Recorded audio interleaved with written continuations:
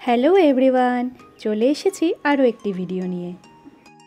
এখন আমরা বোটে করে নর্থ বে আইল্যান্ড থেকে যাচ্ছি রস আইল্যান্ডে। ওই যে সামনে আইল্যান্ডটি দেখা যাচ্ছে, ওটাই রস আইল্যান্ড। এই রস আইল্যান্ডকে আগে প্যারিস অফ দ্য পাস্ট বলা হতো, কিন্তু এখন রস আইল্যান্ডের নাম পরিবর্তন করে নেতাজি সুভাষচন্দ্র বোস আইল্যান্ড নামকরণ করা হয়েছে। চলে আসলাম আইল্যান্ডে।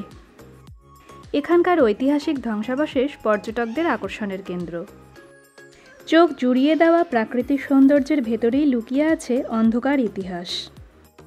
পর্যটকদের প্রিয় গন্তব্য এই দ্বীপের নামকরণ করা হয়েছে স্যার ড্যানিয়েল রসের নামে।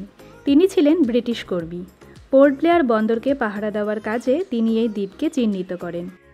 ব্রিটিশ শাসনে এই দ্বীপই ছিল আন্দামান এবং নিকোবর দ্বীপপুঞ্জের হেডকোয়ার্টার। চরম প্রতিকূলতার জন্য এখানেই দ্বীপকেন্দ্র করা হবে বলে মনে করেন ব্রিটিশ শাসকরা। আন্দামানে ব্রিটিশদের পা পড়ার প্রায় 60 বছর পরে সিপাহী বিদ্রোহের পরে বন্দীদের আনা হতো এখানে। তারা ছিলেন মূলত সিপাহী বিদ্রোহ এবং ওয়াহাবি আন্দোলনের প্রতিবাদীরা। নির্মম অত্যাচারের মধ্যে তাদের লাগানো হলো বন কেটে বসতি স্থাপনের কাজে। নিজেদের থাকার ছাউনি থেকে সাহেবদের বাংলো তৈরি হতে লাগলো অনাহারী বন্দীদের শ্রমে। বিলাসবহুল বাংলো, বড় গির্জা, বলরুম, বেকারি থেকে শুরু করে সমাধিস্থান, জীবনযাপনের সব প্রয়োজনকে এখানে বন্দীদের দ্বারা তৈরি করিয়েছিলেন ব্রিটিশ শাসকরা।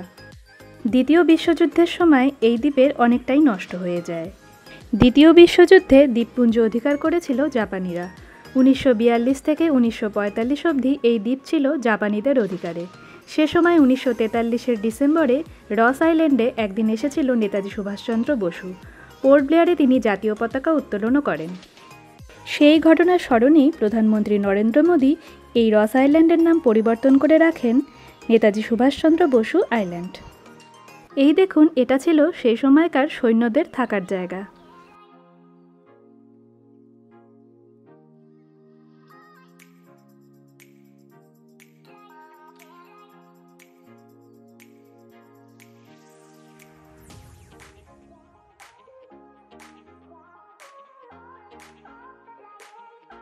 দু সালের সুনামিতে এই দ্বীপের অনেকটাই সমুদ্রের তলে তলিয়ে গেছে, তাই এই দ্বীপটি বর্তমানে অনেকটাই ছোট হয়ে গেছে।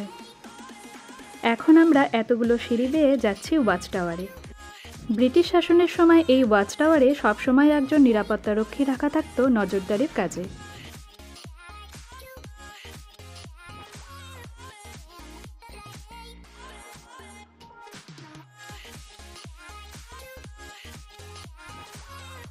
ওই দেখুন দূরে টাওয়ারটি।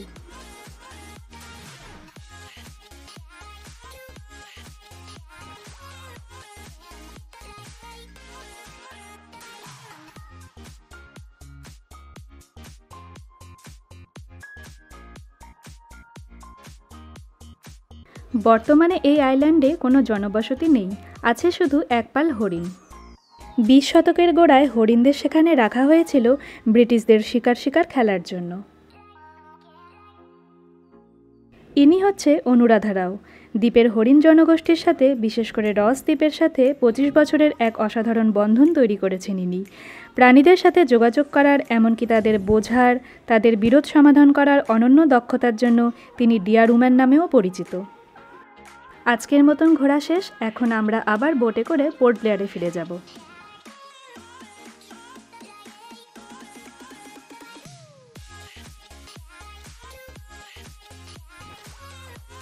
পোর্ট ব্লেয়ারে পৌঁছে আমরা লাঞ্চ করার জন্য চলে আসলাম আদি বাঙালি হোটেলে। খুবই ভালো সুস্বাদু বাঙালি খাবার পাওয়া যায় এখানে।